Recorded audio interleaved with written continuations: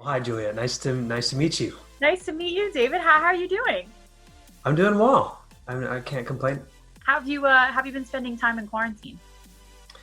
I've found that I really am an introvert because I've really enjoyed. I thought I was going to be really lonely and depressed because we go through phases of life, maybe some more than others, where I have gone through that, and I thought, oh no, if I'm going to be alone and not have anyone around, it's gonna get worse. But it's actually really helped me. So it's been good.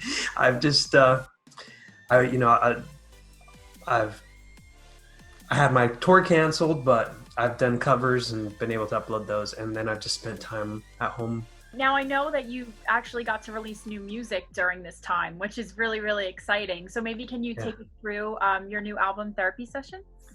Yeah. So that was exciting to do. It just came out May 20th, and I had two songs come out during quarantine as well, that before the album came out, and it's it was music based off of actual therapy that I was going through. So it was kind of nice to it felt like I was completing my therapy, because writing music is very therapeutic, because you get out a lot of emotions that you hold in, and put it to music, and I don't know, it's just this way of releasing that I don't know how to any other way. So it was really nice to do. But I talk a lot about like my own worrying, my own anxiety, my own negative feelings towards myself. I've had a real challenge thinking positively about myself, and I've had that struggle ever since I was little. And so when I have these thoughts just coming, and like I'm trying to move forward in my life and trying to do things well and work hard, and these thoughts just come to you and say, you're good for nothing, you're a failure, you've already messed up your life, so don't even bother trying. And there's no reason to get up out of bed today. Sometimes I've just like, I don't know, I just get so unmotivated by the negative thoughts that come. It's not like I'm trying to think negatively, but they just come. And I think for a while I was just like, I just need to change my way of thinking. I just need to keep working. I just need to be more positive. I got a lot of insight in therapy. I'm not done yet. I'm still learning how to deal with these weird, like, freakouts and fears that I'll have. Um, but it's been really helpful, and I've wrote about it. And so a lot of what I've learned and my worries, I've kind of put onto paper and to melody on this album. Okay, so this was pretty much like you're an additional therapy session for you. I mean, it's perfect that you titled the album that. Yeah, it was really cool. It's helpful. I've these things, I felt like I thought I would come to understand myself best when I was like a teen, like the end of my teenage years, early 20s. And I'm 29 now. I didn't think that it would take me this long to figure out who I am, and so it's just kind of interesting that everyone has their process. Because I'll look at, I don't know, I look at other of my friends, and they have their lives together, and people look at me, and maybe we just look at the front of people, because a lot of people look at me and they're like, man, David, you look like such a great person, and you've got everything figured out and yourself together. And I'm like, really? I'm like, okay, ask my exes that, okay? Or ask my family, because they know how I just get so paranoid about things and anxious. And there's a song called Paralyzed, there's Okay All Right, and then there's a song called Switch, that all talk about this battle.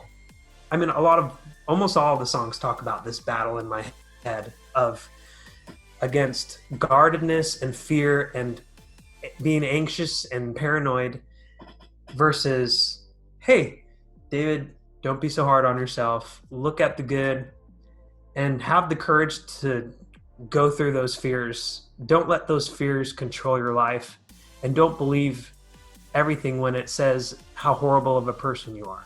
So, yeah. And it's crazy, a lot of people don't open up about it, but they can relate to this. So what would you say, what would you want people to take away from your music while listening to it? I want them to know that they're not alone, if they feel any of those feelings.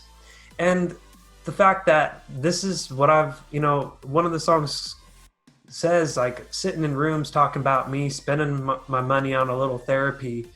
Sometimes you do what you got to do just to help people. I just wanted to be open, like, hey, I needed help. I still need help. I need to figure myself out. And I'm okay with that. I'm okay with getting the help to work through anything that is holding me back still. Now, I know this is the first record that you've put out in 3 years, which is crazy. So why now? Well, I guess it took me that long to just process everything. I started therapy. I mean, I've been doing therapy for a few years now, on and off. But I think as I was going through therapy, I needed a little bit of time to process everything I was learning about myself, and really just having to admit what I had gone through, maybe how things had happened in my life that are still affecting me. Like I needed to allow that I needed to accept that, and it took me a while. And so I think you need to be patient with yourself as you're learning, trying to understand yourself and your mental state.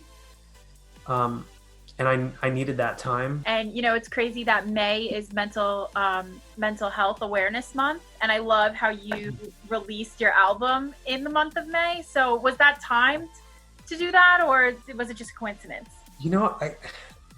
That was just coincidence, because my album was actually supposed to come out in April. It got pushed back. Mm-hmm. But I feel like it's definitely more appropriate to come out in May, just because it is about therapy and about my own mental journey, my mental health journey. Like, I don't know, sometimes I feel weird saying, like, oh yeah, for my mental health, and I'm going to, because then I feel like I have this like super serious condition, and it's like, I don't think you need a super serious condition to get mental health help. And, my family has had a lot of history with mental health.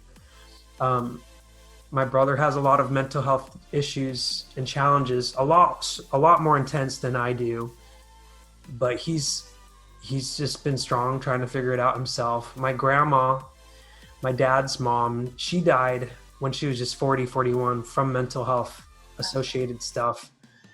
And just back then, it was so misunderstood.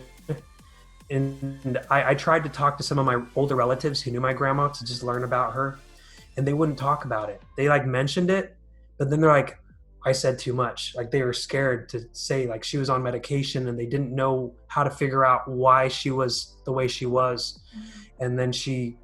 And then her life ended short because of it. I'm just glad that we live now, just a few decades later, in a time where we can talk about it, have a mental health awareness month, and that we can, that I can make an album and it's not taboo about going to therapy, and encouraging other people to do the same thing. Thanks so much for taking the time to talk to me, David. It was so nice to get to meet you. I've never met you. Yeah, well, it's nice to meet you as well. Glad that technology, like, we can do this. I feel like talk about good coming out of bad, like being in a quarantine pandemic where we can't be around, we're able to connect in like this way, Yeah. So it's and chat and see each other. Even though you're on one side, you're in Pennsylvania and I'm in Tennessee. Yeah. All right, well, enjoy the rest of your day, your week. Keep us posted with everything that you're doing, and congratulations on everything. Seriously. Thank you. I appreciate it. You're welcome.